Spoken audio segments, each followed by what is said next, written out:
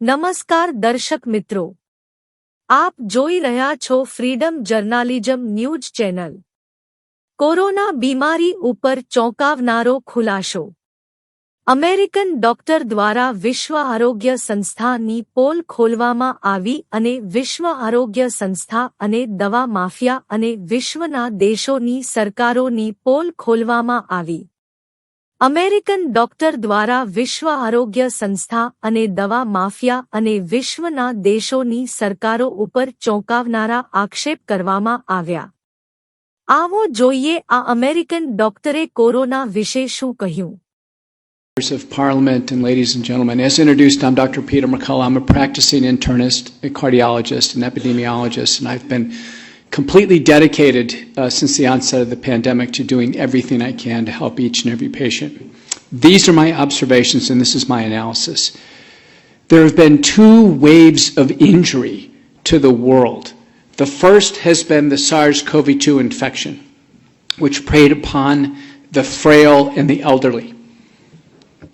And then the second wave of injury now has been the COVID-19 vaccines. The role of the WHO appears to be adverse in both of these. The role of the WHO appears to be operating within a biopharmaceutical complex, a syndicate, a complicated syndicate that has formed over time. It includes the WHO, the United Nations, the World Economic Forum, the Gates Foundation, Rockefeller Foundation, the Wellcome Trust, Gavi, CEPI, the Coalition for Epidemic Preparedness and Innovation that Gates Foundation and the WEF formed largely.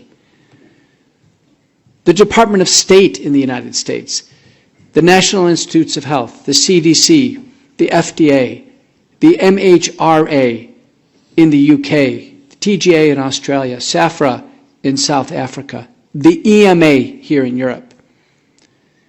This grouping of non-governmental organizations with governmental public health agencies is operating as a unit. They're carefully coordinated, and the impact has been adverse. At the outset of the pandemic, there was an investigation by the WHO on the origins of SARS-CoV-2. That's when the beginning of the cover-up began. Rear Admiral Brett Giroir in the United States nominated 3 independent scientists to go to Wuhan and figure out what was going on. We knew at that time, and this has all come out in congressional hearings, that Anthony Fauci, Francis Collins, Jeremy Farrar, who was at the Wellcome Trust, who's now the chief scientist at the WHO, Christian Anderson at Scripps, Edwin Holmes in Sydney, Peter Daszak at the EcoHealth Alliance. They all conspired in January of 2020 to cover up what they knew, that the virus was engineered in a joint U.S.-Chinese collaboration in the lab in Wuhan, China.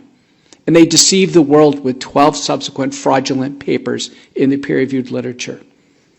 These were quarterbacked by Jeremy Farrar, who is the chief scientist at the WHO. This is all in the series of reports in the House Select Committee in the United States by the U.S. Congress led by Representative Brad Wenstrup. The WHO has played an adverse role from the very beginning, deceiving the world on the origins of SARS-CoV-2. Doctors like us in clinical practice got behind on this because our governments and agencies like the WHO weren't honest with us. And instead of helping us, or at least getting out of the way in terms of treating patients and saving lives, they got in the way and they impeded our ability to treat patients. They effectively created an entire environment of therapeutic nihilism. There are only 2 things that prevented hospitalization and death. One was early treatment early on, and then the second was to acquire natural immunity with the first episode of the infection. Nothing else worked. There are only 2 bad outcomes, hospitalization and death. To this day, the WHO does not support, embrace, or promulgate early treatment protocols for patients with acute COVID-19. That should tell you something. That should be a wake-up call. We're going on 3 years of this. 3 years of this, and still nothing to reduce human suffering from the WHO. Nothing. In fact, efforts that enhance human suffering. Because the first wave was the illness, and I've testified in the U.S. Senate multiple times, the majority of hospitalizations and deaths were completely avoidable in the highest risk patients with early interventions, starting with virucidal nasal sprays and gargles, and then intravenous and oral drugs administered at home to get people through the illness. Now enter the vaccines. Since 2021, the vaccines have ravaged the population in the world. Worldwide, 2/3 of people took a vaccine. United States COVID community state study shows 75% of Americans took a vaccine. Thankfully, 25% didn't. I was the only public health and public figure in the United States in writing to question the vaccines before they came out. And I did it as loudly as I could. The COVID-19 vaccines in the United States, 94% of Americans took a messenger RNA vaccine. It is the genetic code for the potentially lethal spike protein, part of the virus. It was the worst idea ever to install the genetic code by injection and allow unbridled production of a potentially lethal protein in the human body for an uncontrolled duration of time. Everything we've learned about the vaccines since they've come out is horrifying. There's not a single study showing that the messenger RNA is broken down because it's pseudo-uridinated. It's made synthetically. It cannot be broken down. There's not a study showing it leaves the body. We now have papers by Castriuta who demonstrates the messenger RNA circulating for a month. That's as long as they've looked. We have the spike protein, the lethal protein from the vaccines, found in the human body after vaccination, circulating at least for 6 months, if not longer. And if people take an injection another 6 months, there's another installation in more circulating, potentially lethal protein.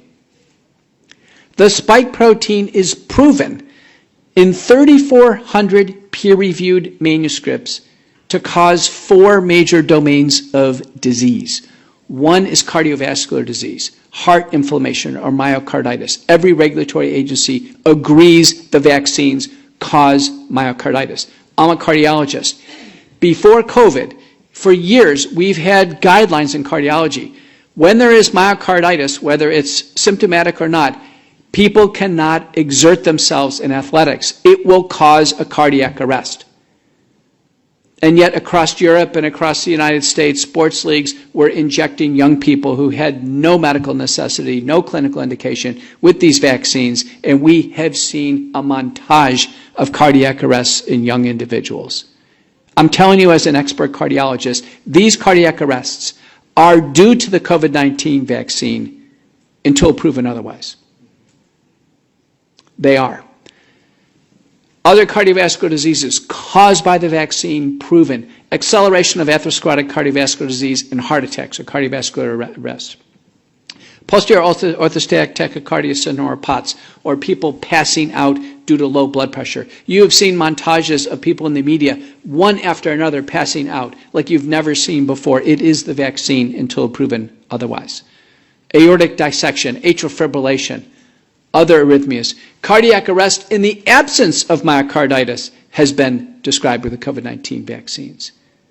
The cardiovascular domain of damage in the human body from the vaccine is substantial, more than anything we've ever seen with cholesterol, high blood pressure, or diabetes.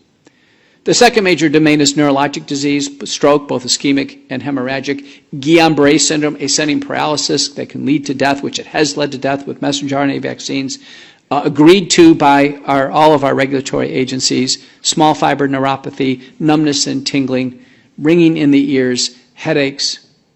These are common. Third major domain, blood clots. Blood clots like we've never seen before. The spike protein is the most thrombogenic protein we've ever seen in human medicine. It's found in the blood clots. The spike protein causes blood clots.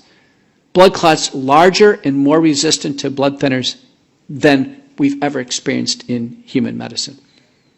I have patients with blood clots now going on 2 years and they are not dissolving with conventional blood thinners due to these vaccines. We can't get these out of the body. We can't get the messenger RNA or the spike protein out of the body as is continually produced. Fourth and last domain, immunologic abnormalities. Vaccine-induced thrombotic thrombocytopenia and multisystem inflammatory disorder are early acute syndromes, well described, published. They have their own acronyms, all agreed to by the regulatory agencies. So all of you in the room and all of you listening online are asking, is it me?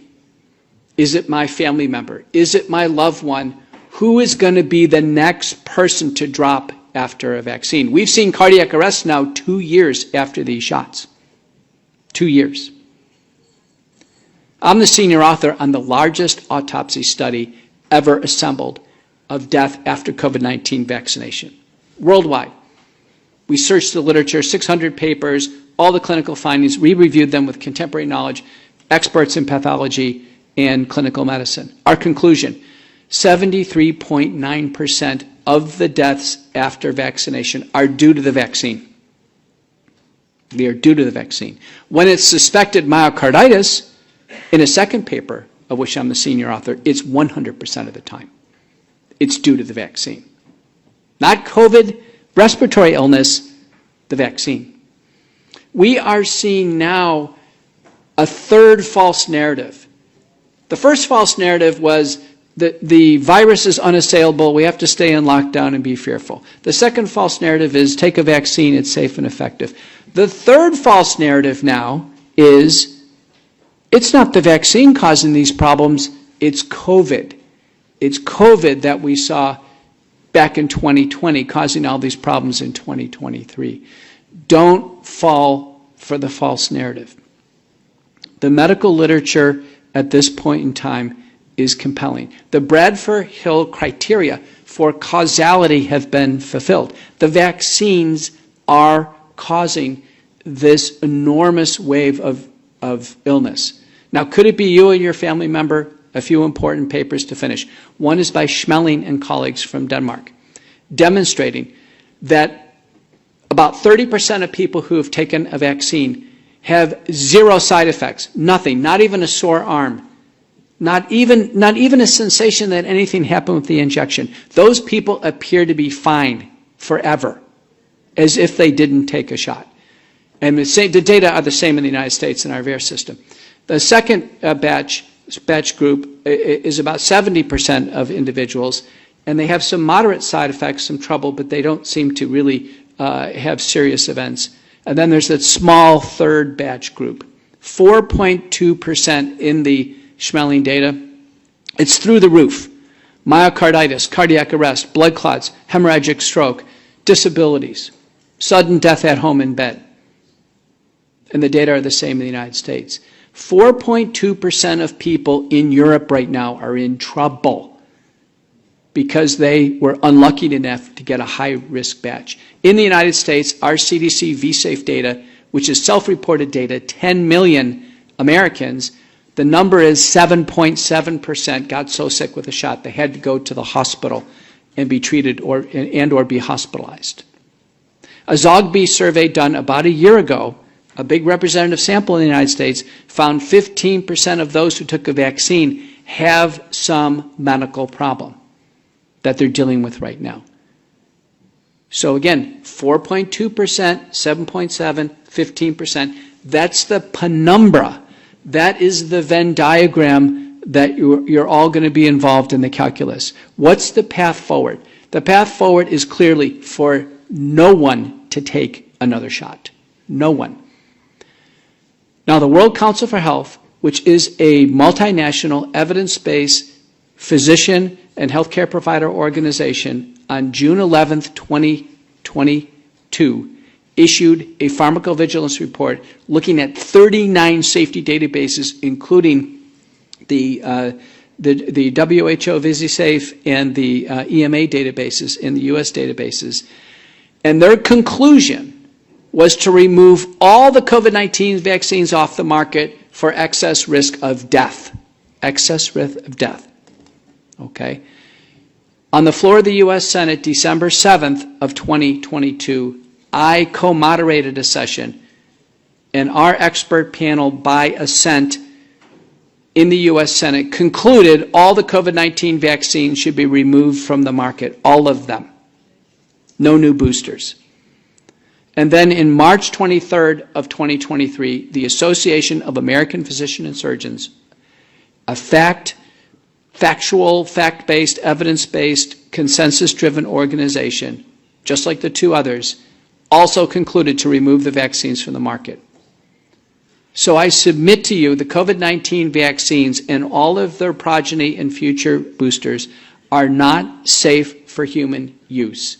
I implore you as a governing body, the European Medicine Agency, to apply all pressure and due urgency to remove the COVID-19 vaccines from market. In the United States, it's going jurisdiction by jurisdiction, probably state by state will remove them off the market if the federal government doesn't do so. It's going to happen. It's going to happen all over the world. The WHO is standing behind these vaccines. They are far more of a problem than a help to the European Union.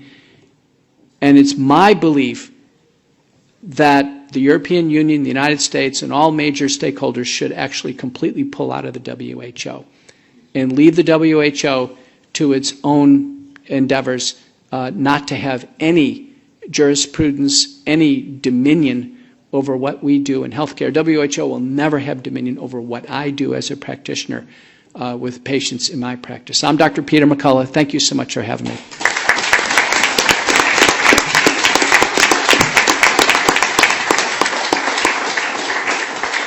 નમસ્કાર દર્શક મિત્રો, આપ જોઈ રહ્યા છો freedom journalism news channel.